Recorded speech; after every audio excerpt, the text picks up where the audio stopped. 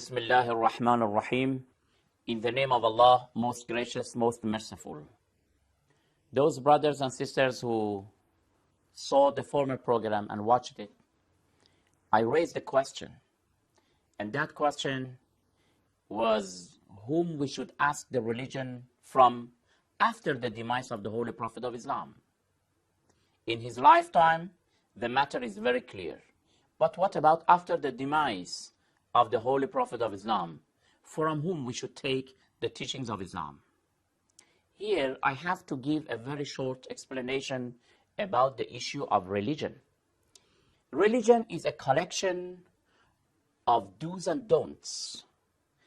Religion is a collection of ideologies.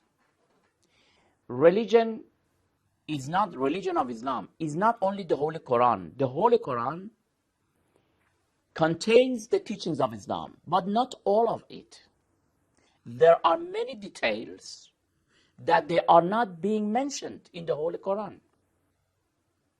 If the Holy Quran wanted to mention all these details, then the copy of the Holy Quran would be in many volumes. For example, the Holy Quran has commanded us to aqimus salat, maintain the prayer. Kutiba alaykum siyam, fasting is obligatory for you, is prescribed for you. Wa atimul hajj, walillahi ala nasi hajjul bayt. Hajj is obligatory, but there are, if I don't say tens of thousands, I can say thousands of details under any of these topics. To maintain prayer is something that is mentioned in the Holy Quran. It means that observing prayer, as-salat, is obligatory. But how many rak'ah a day? That today, these days, we know that 17 rak'ah is obligatory. But these 17 rak'ah, how it should be divided between the time and during the day, we are told we should observe 2 rak'ah in the morning, 4 rak'ah at noon, 4 rak'ah in the afternoon, 3 rak'ah in the evening, and 4 rak'ah after the Maghrib or at night. These are the obligatory prayers. We have a lot of recommended ones. And then the prayer itself, when we want to utter it, how should we begin it? What we should recite in the first rak'ah? What should we recite in the second rak'ah? What about the third and fourth rak'ah? When we bow down, what should we say? When we prostrate, what should we say? How to perform ablution, on which we should prostrate. If we doubt within the prayer whether I am, for example, on the third rak'ah or fourth, what should I do? If I did a mistake, what is my duty in that moment? And a lot of other questions. All these details are not being mentioned in the Holy Quran. Zakat is the same. Al-Hajj, thousands of issues will happen in Hajj, but they are not mentioned in the Holy Quran. Who will explain these things? All these details are being mentioned by the Holy Prophet of Islam. And all of these explanations will, in fact, establish the religion of Islam. Therefore, the religion is a collection of what the Holy Quran has brought and what the Holy Prophet of Islam has brought to us.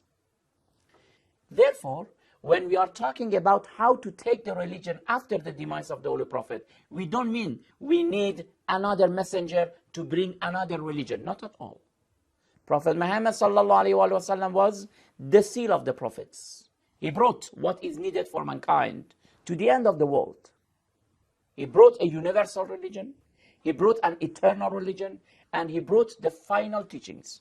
We don't need a new messenger or a new prophet.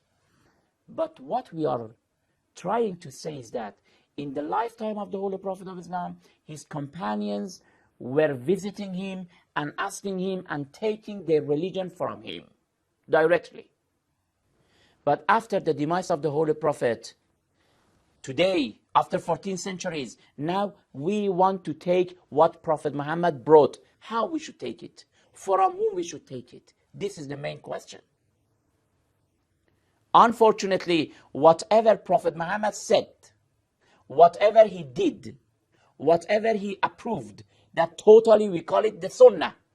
The Sunnah of the Holy Prophet of Islam was not allowed to be codified after his demise. The caliphs did not allow the codification of the Sunnah of the Holy Prophet of Islam. We don't have a book to show and to tell us that this book contains the whole sayings of the Holy Prophet of Islam, the whole his actions. And if there is such a book, again, it needs a commentator. It needs an interpreter. There must be a person who can understand that book and explain to us. This is the main question. Whom we should ask after the demise of the Holy Prophet of Islam, because the religion continues.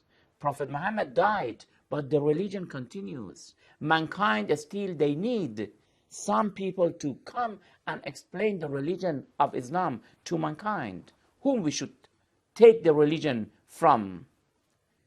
In one sentence, I can say that it was his successor. He was the man, Ali alayhi salam. Ali, son of Abi Talib, is the only companion of the Holy Prophet who received all the teachings of the Holy Prophet from himself. He said that Prophet taught me 1,000 chapters of the knowledge, and from each chapter I deduced 1,000 chapters, totally 1,000,000 chapters of knowledge from the Holy Prophet. Wherever he was, I was with him. Every day, in the morning and in the evening, 2 times at least, Ali visited Prophet, and Prophet Muhammad sallallahu alaihi wasallam instructed him, taught him, and conveyed all the knowledge and the teachings of Islam to him as his legitimate successor. Therefore, we have to take the religion from Imam Ali alayhi salam as the first successor of the Holy Prophet of Islam. Of course, the time does not allow us to go more, but we'll continue that why and because of what evidences and proofs we have to follow Ali alayhi salam to take the religion from him in next program. Until then, thank you very much. Wassalamu alaikum wa rahmatullahi wa barakatuh.